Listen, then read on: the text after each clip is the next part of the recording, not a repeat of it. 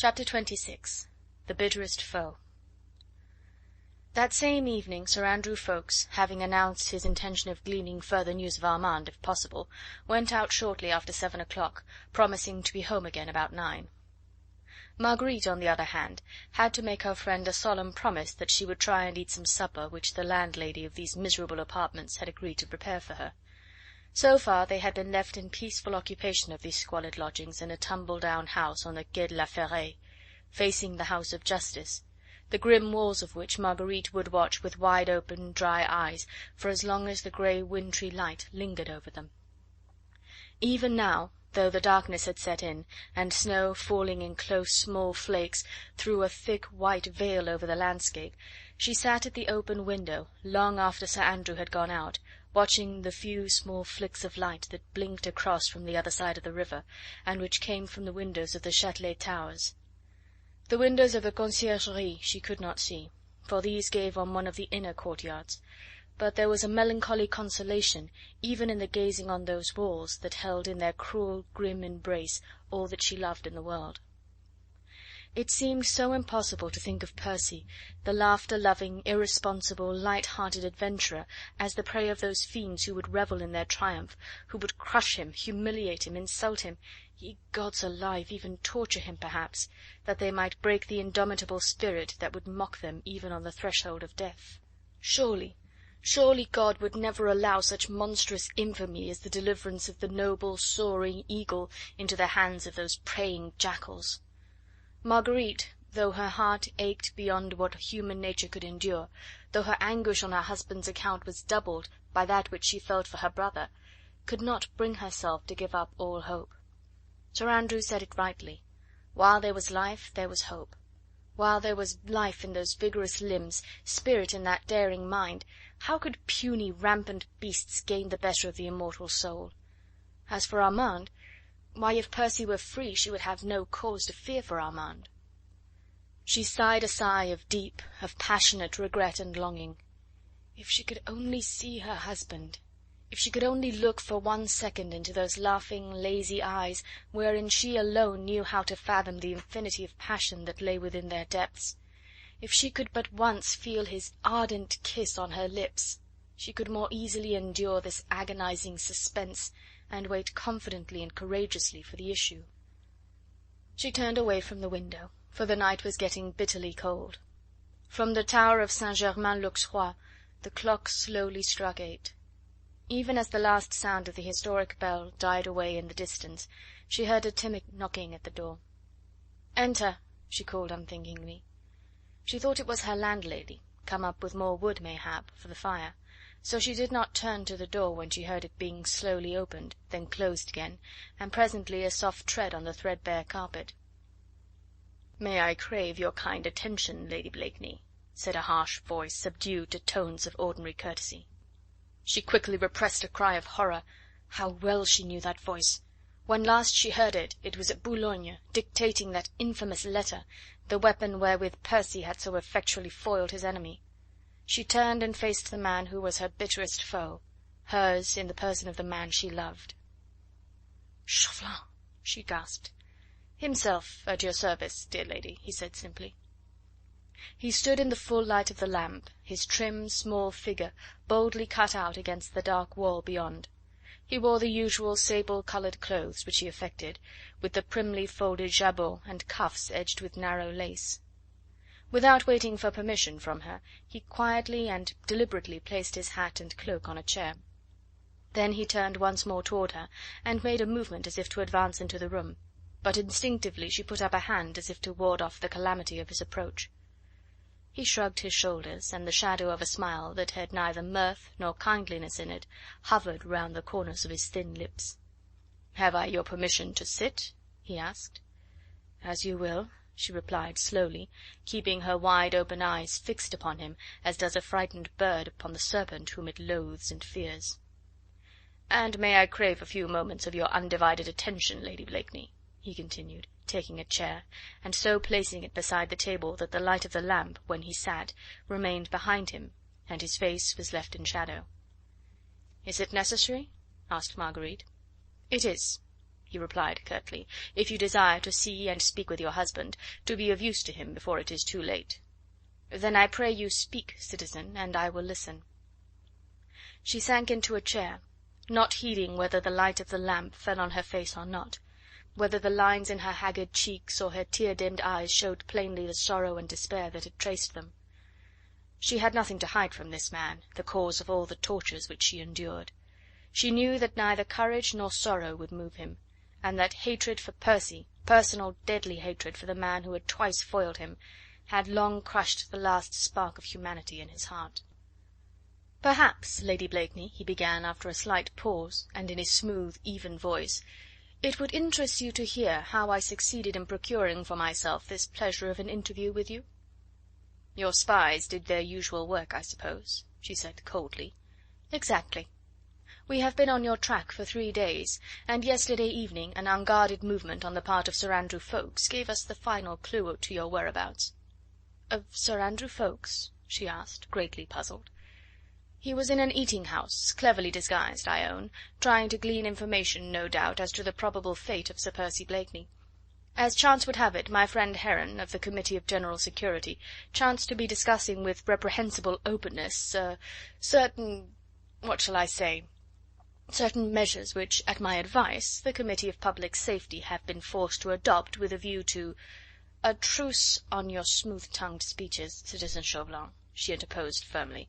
"Sir Andrew Ffoulkes has told me naught of this, so I pray you speak plainly and to the point, if you can."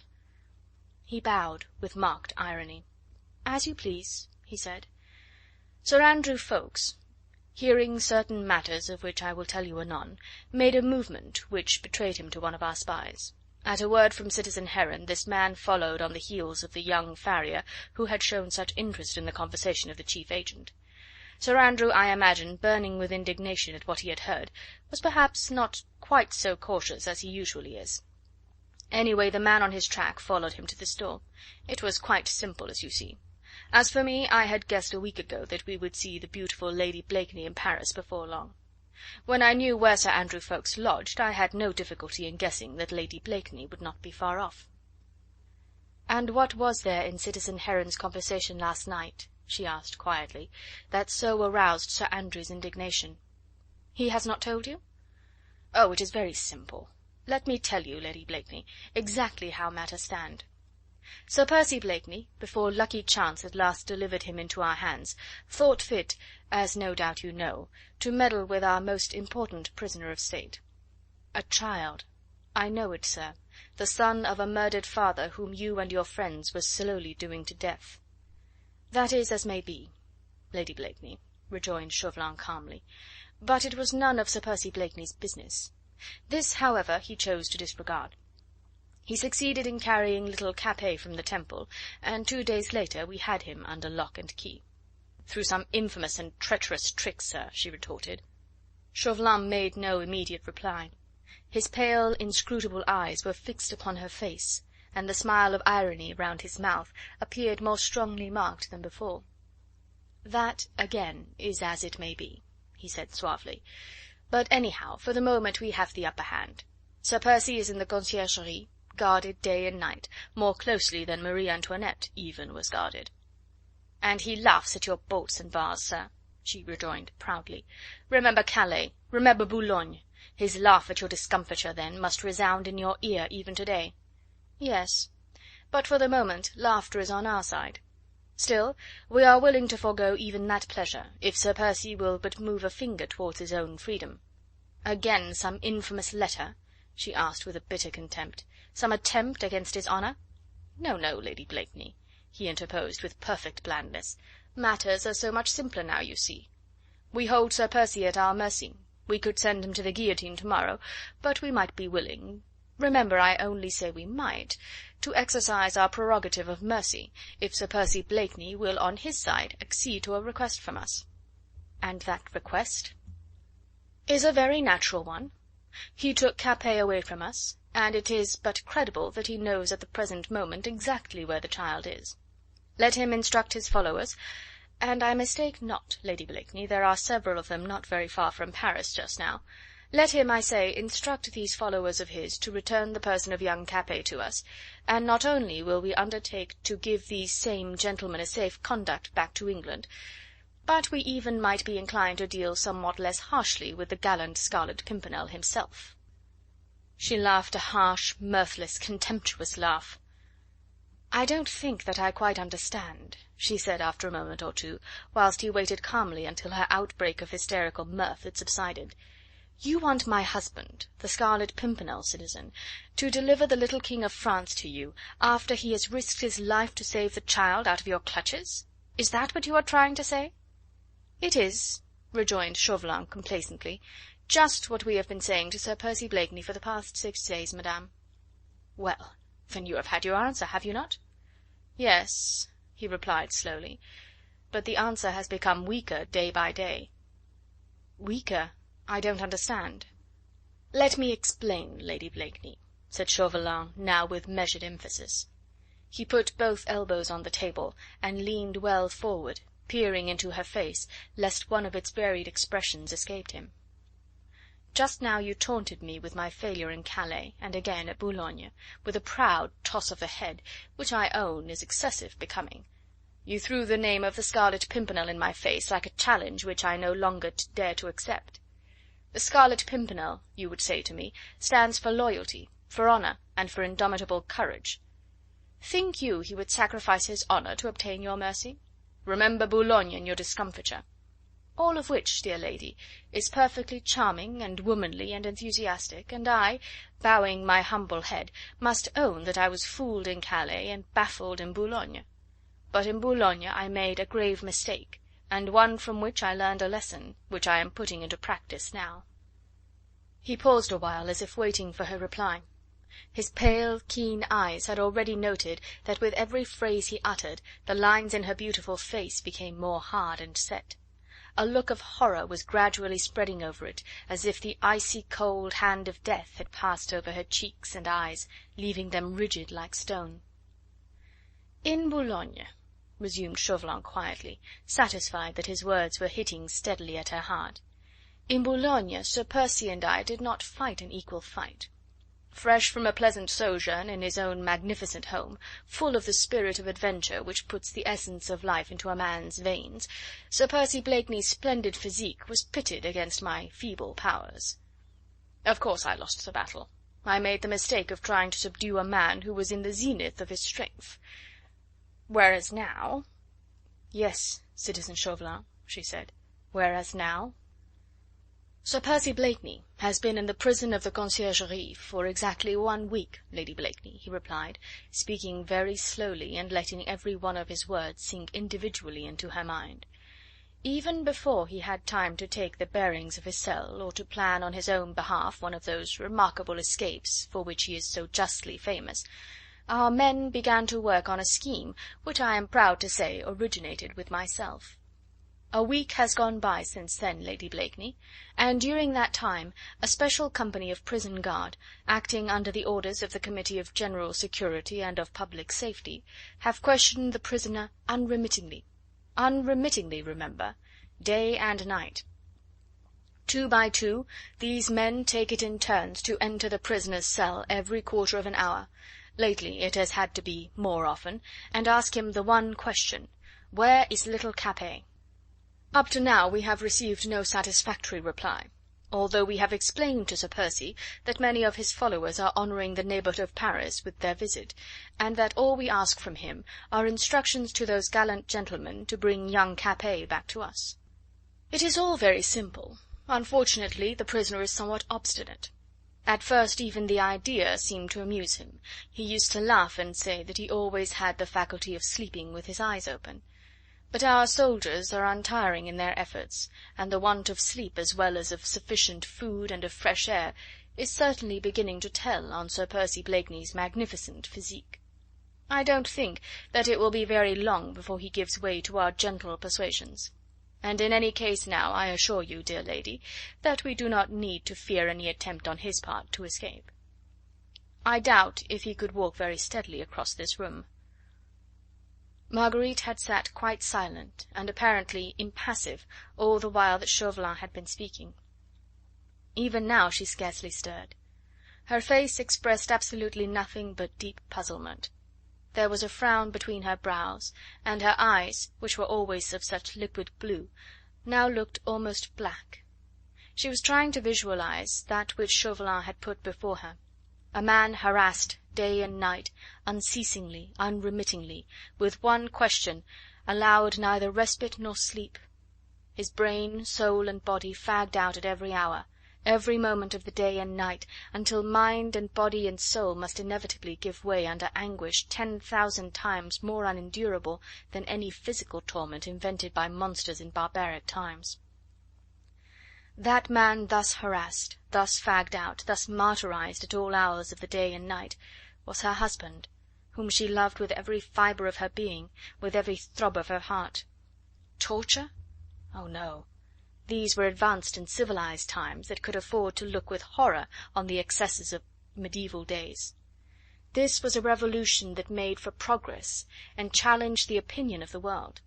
The cells of the Temple of la Force or the Conciergerie held no secret inquisition with iron maidens and racks and thumbscrews, but a few men had put their tortuous brains together and had said to one another: "We want to find out from that man where we can lay our hands on little Capet, so we won't let him sleep until he has told us. It is not torture, oh no! Who would dare to say that we torture our prisoners? It is only a little horseplay, worrying to the prisoner, no doubt, but after all he can end the unpleasantness at any moment. He need but to answer our question, and he can go to sleep as comfortably as a little child. The want of sleep is very trying, the want of proper food and of fresh air is very weakening. The prisoner must give way sooner or later." So these fiends had decided it between them, and they had put their idea into execution for one whole week. Marguerite looked at Chauvelin as she would on some monstrous, inscrutable sphinx, marvelling if God, even in his anger, could really have created such a fiendish brain, or having created it, could allow it to wreak such devilry unpunished. Even now she felt that he was enjoying the mental anguish which he had put upon her, and she saw his thin, evil lips curved into a smile. "So you came tonight to tell me all this?" she asked as soon as she could trust herself to speak. Her impulse was to shriek out her indignation, her horror of him, into his face. She longed to call down God's eternal curse upon this fiend, but instinctively she held herself in check. Her indignation, her words of loathing, would only have added to his delight. "You have had your wish," she added coldly. "Now I pray you go." "Your pardon, Lady Blakeney," he said with all his habitual blandness. "My object in coming to see you tonight was twofold. Methought that I was acting as your friend in giving you authentic news of Sir Percy, and in suggesting the possibility of your adding your persuasion to ours." "My persuasion? You mean that you would wish to see your husband, would you not, Lady Blakeney?" "Yes." "Then I pray you command me. I will grant you the permission whenever you wish to go." "You are in the hope, citizen," she said, "that I will do my best to break my husband's spirit by my tears or my prayers. Is that it?" "Not necessarily," he replied pleasantly. "I assure you that we can manage to do that ourselves, in time." "You devil!" The cry of pain and of horror was involuntarily wrung from the depths of her soul. "Are you not afraid that God's hand will strike you down where you stand?" "No," he said lightly, "I am not afraid, Lady Blakeney. You see, I do not happen to believe in God. Come," he added more seriously, "have I not proved to you that my offer is disinterested? Yet I repeat it even now. If you desire to see Sir Percy in prison, command me, and the doors shall be open to you." She waited a moment, looking him straight and quite dispassionately in the face.